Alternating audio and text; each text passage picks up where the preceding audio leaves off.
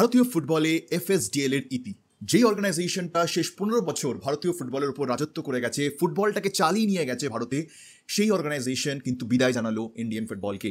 হ্যাঁ, ঠিকই শুনেছেন, আজকে সুপ্রিম কোর্টের হিয়ারিংয়ে পরিষ্কার কিন্তু সবকিছু ক্লিয়ার আউট হয়ে গেছে।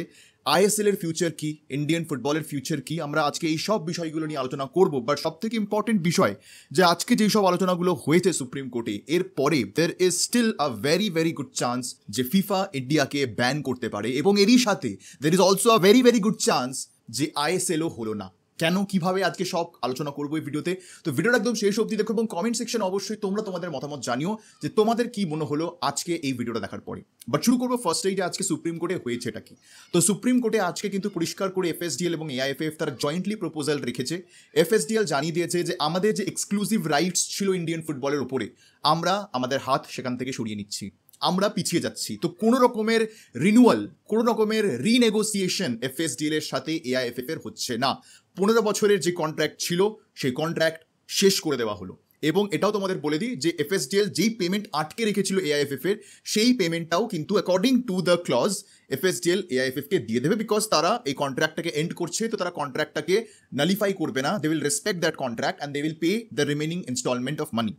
এবার প্রবলেম একটাই, যে এফএসডিএল সরে যাচ্ছে মানে there will be a new tender, global tender. এটা কিন্তু এমন নয় শুধুমাত্র কোনো ইন্ডিয়ান অর্গানাইজেশন আসবে, they are floating a global tender. অক্টোবরের 15 তারিখের মধ্যে শোনা যাচ্ছে যে নতুন মার্কেটিং পার্টনারের সাথে ডিল ফাইনালাইজ করার চেষ্টা এআইএফএফ করবে। হ্যাঁ, ঠিক শুনেছেন, চেষ্টা এআইএফএফ করবে, বিকজ এটা আমাদেরকে মাথায় রাখতে হবে। এফএসডিএল সরে যাচ্ছে মানে কিন্তু এই মুহূর্তে ভারতীয় ফুটবলে কোনো ইনভেস্টর নেই।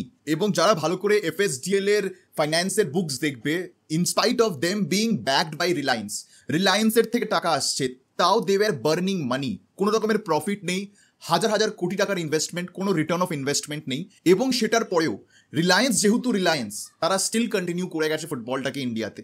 বাট এই হাজার হাজার কোটি টাকার ইনভেস্টমেন্ট আর কোনো অর্গানাইজেশন করতে পারবে কিনা বা করতে চাইবে কিনা, যেখানে তারা জেনে বুঝে আসবে যে এখানে কোনো রিটার্ন অফ ইনভেস্টমেন্ট নেই, কোনো প্রফিট নেই, শুধু আমরা টাকা ঢেলে যাব আর তার কোনো রিটার্ন আমরা পাবো না, না প্রশংসা পাবো, না টাকা পাবো, না লাইমলাইট পাবো। তো আমরা কি স্বার্থে ইন্ডিয়ান ফুটবলে আসবো? এটা আমি একটা যে কোনো মার্কেটিং পার্টনারের স্ট্যান্ড পয়েন্ট থেকে দেখছি। রিলায়েন্সও করছিল, because they were under obligation under that contract. এবার কন্ট্রাক্ট শেষ, তারা কিন্তু বেঁচে গেল, অনেস্টলি স্পিকিং এফএসডিএল তারা বেঁচে গেছে। আর এটাও আমরা জানি না যে নতুন যে টেন্ডার ফ্লোট করা হবে সেই টেন্ডারে এফএসডিএল বিড পিক আপ করবে কিনা, এটা কিন্তু আমরা কেউ জানি না। So the first thing is, যে টেন্ডারটা ফ্লোট করা হবে সেই tender it would be scrutinised, it would be handled by any one of the big 4 companies, অর্থাৎ কেপিএমজি, ইওয়াই, পিডব্লিউসি or Deloitte.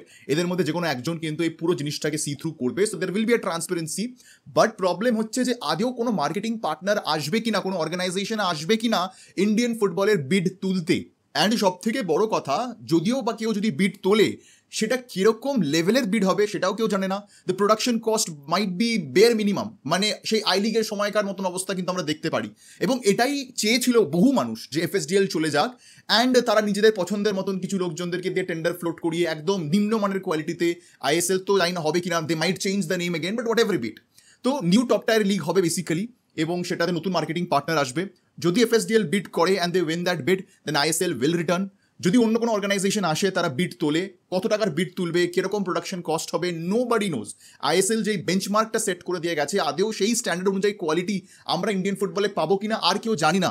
We might very well be going back to I league days, যেখানে 120টা ম্যাচের মধ্যে 50টা match telecast বা broadcast হতো। So আমি বলছি তো, মানে অনেকে এটাকে খুব বিশাল বড় একটা জিনিস হিসেবে দেখছেন। It's like they are celebrating it as a win, but it's hardly a win guys, it's hardly a win.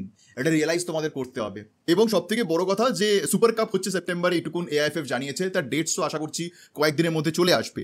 But ডিসেম্বরে আইএসএল প্রপোজড ডেট দেওয়া হয়েছে, বাট ডিসেম্বরে যে আইএসএল হবে সেটারও কিন্তু কোনো রকমের গ্যারেন্টি নেই, ঠিক আছে? বিকজ যে নতুন বিড তুলবে সে এসে কতটা ডিসেম্বরের মধ্যে স্টার্ট করতে পারবে ISL, I don't know. Although contract বা ক্লজ অনুযায়ী they would have to start ISL in 2 months।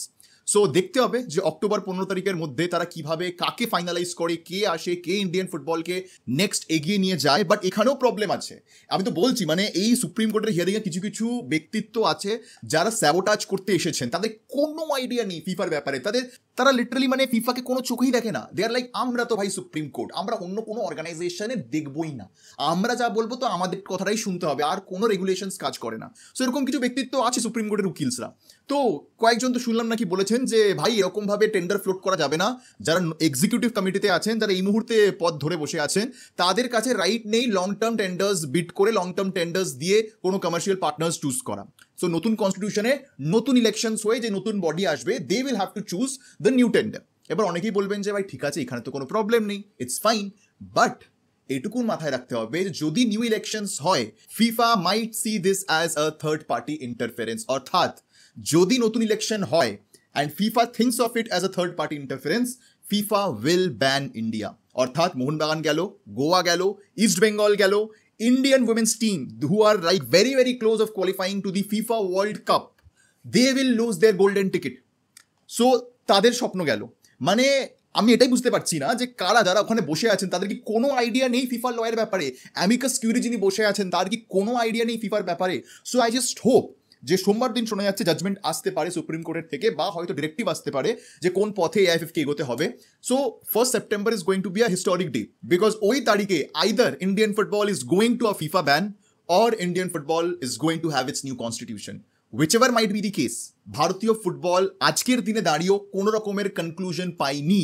যারা বলছেন it's a historic move, it's a brilliant day, good news for Indian football, they have no idea.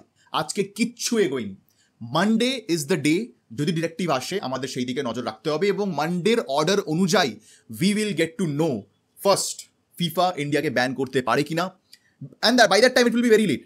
So এখন এই মুহূর্তে supreme কোর্টের কাছে Friday আছে অ্যান্ড মানডে আছে হিয়ারিং এর সময়টা, যেখানে তাদের ফিফার ইম্পর্টেন্সটা বোঝানো উচিত জাজেসদের। বিকজ আজকেও নাকি মানে ফিফা যেই চিঠিটা পাঠিয়েছে ওটা প্রকাশ্যেই আনা হয়নি, ওটাকে কথা বলাই হয়নি ওটা নিয়ে। লিটারালি জাজেসরা ইররেলেভেন্ট বলে দিয়েছে ফিফাকে, মানে হাস্যকর।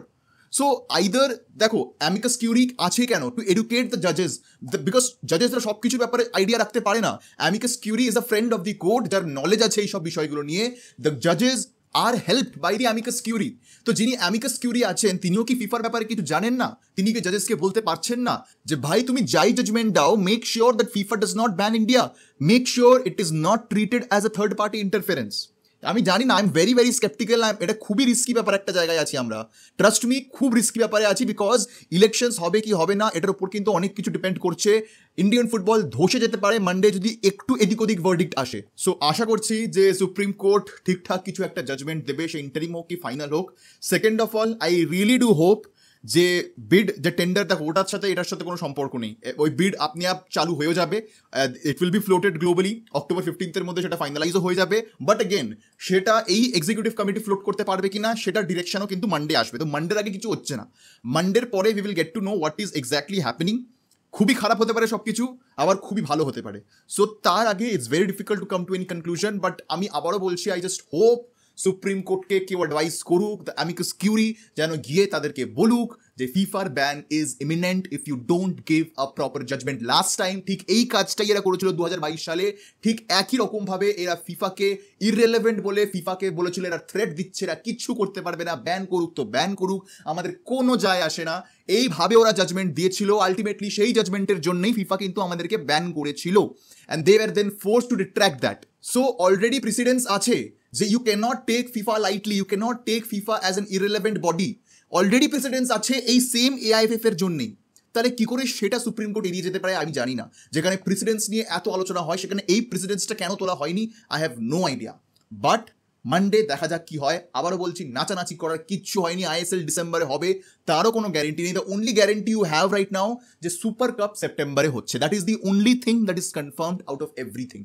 বাকি কোনো কিছু কনফার্ম নয়। এই যে মোহনবাগান, গোয়া, এরা যে এত, ইস্ট বেঙ্গল, এরা যে এত প্রিপারেশন নিচ্ছে এসিএল এর জন্য, everything will go wrong if a wrong verdict is প্রনাউন্সড।